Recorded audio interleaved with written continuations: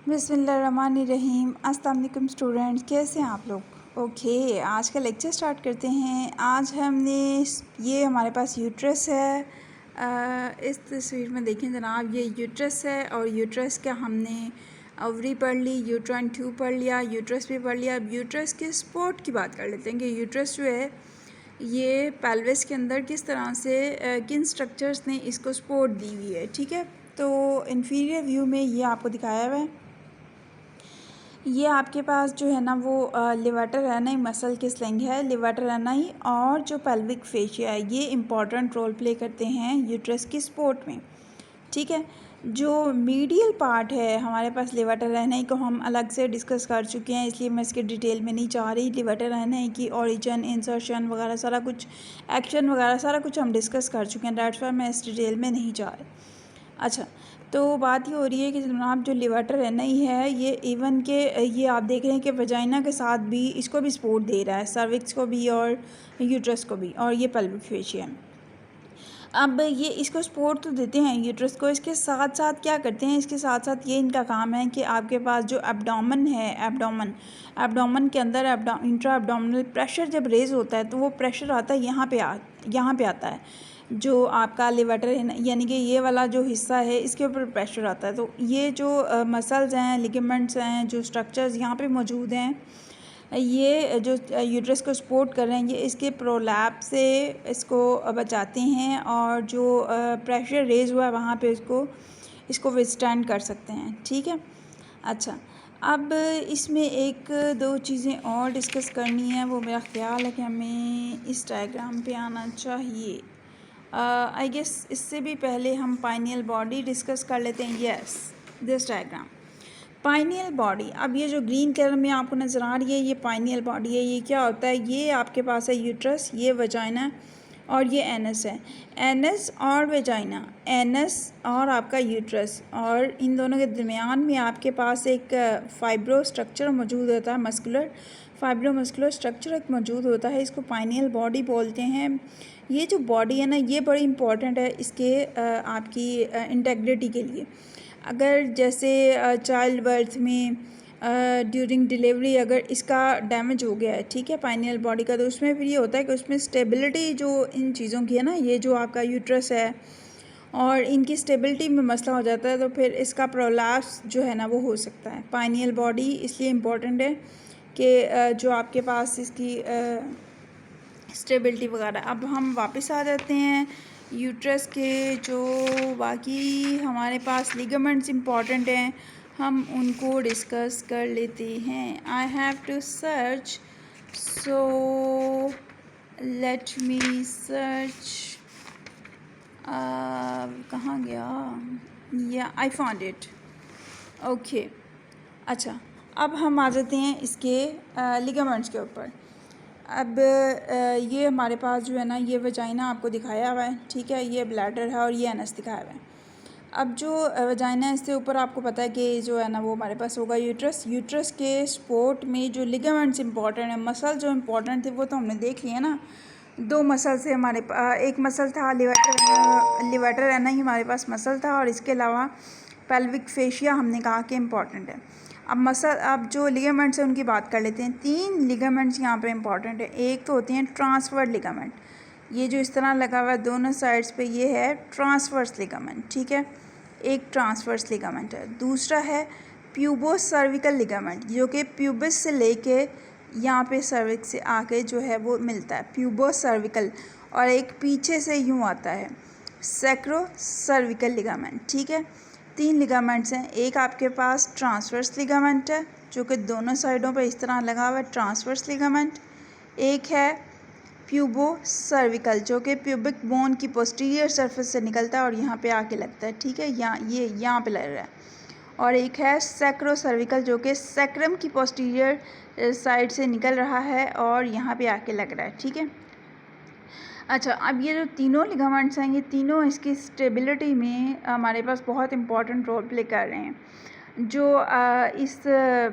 जो आपका पेल्विस है इसके अंदर जितने भी आपके मौजूद हैं, आपको पता है जो भी विज़रास मौजूद हैं, इनकी इंटेग्रिटी जो है डैट इज़ वेरी इंपॉर्टेंट। इनको अपनी पोजीशन में करेक्ट पोजीशन में होना चाहिए। और वो किस वजह से हैं?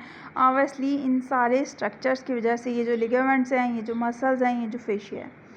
अच्छा, अगर हम ट्रांसवर्स लिगामेंट की बात करें तो ये ट्रांसवर्स लिगामेंट जो है बिल्कुल ट्रांसवर्स डायरेक्शन, इसके नाम से ही आपको पता चल रहा होगा कि ये जो है ना ये बिल्कुल ट्रांसवर्स होता है। ठीक है, अपर एंड पे लगा हुआ है, ये यहाँ पे आके सर्विक्स की अपर एंड पे और वजाइना से भी लगा हुआ है।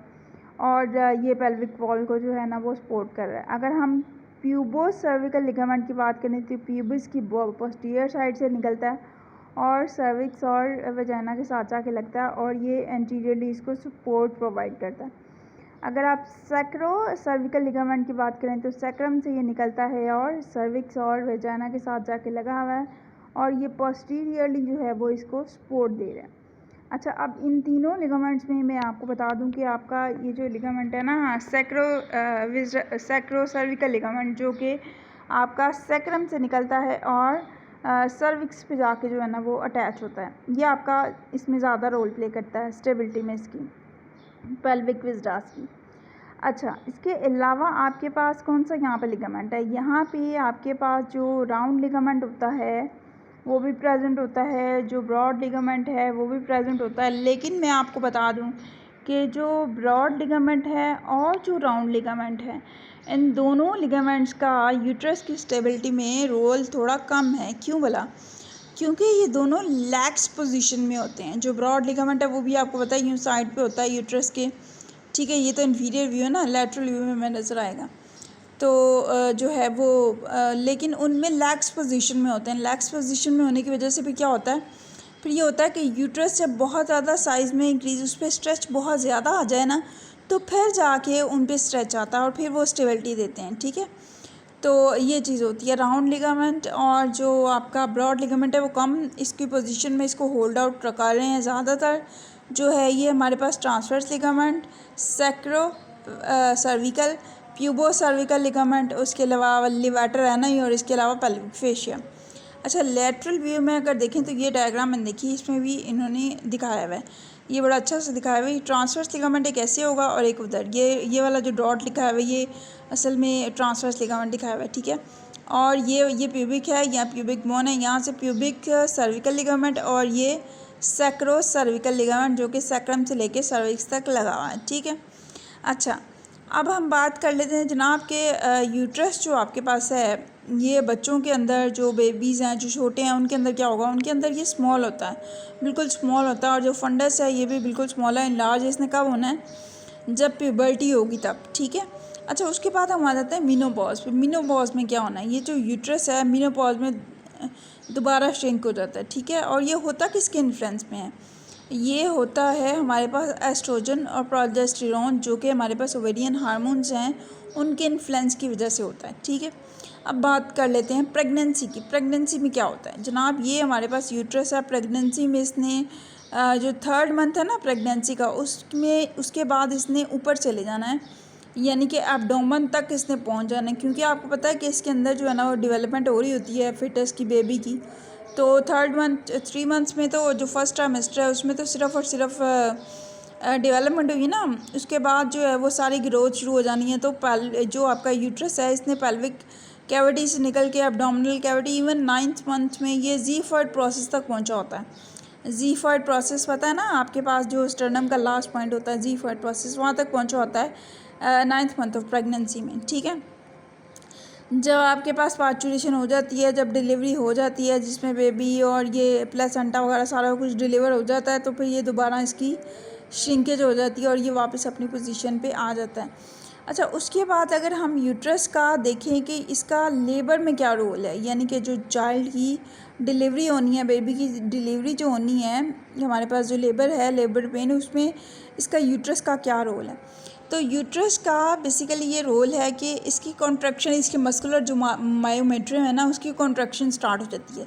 उस कॉन्ट्रैक्शन आहिस्ता आहिस्ता इतनी स्ट्रॉन्ग हो जाती है कि जो हमारे पास बेबी यहाँ मौजूद है वो बाहर एक्सपेल हो जाता है। ठीक है, पहले इंटरनल ऑस ओपन होता है, फिर एक्सटर्नल ऑस, और बेबी जो है ना वो यहाँ से डिलीवर हो जाता है, और बाद में प्लेसेंटा भी और फीटल मेम्ब्रेन्स भी।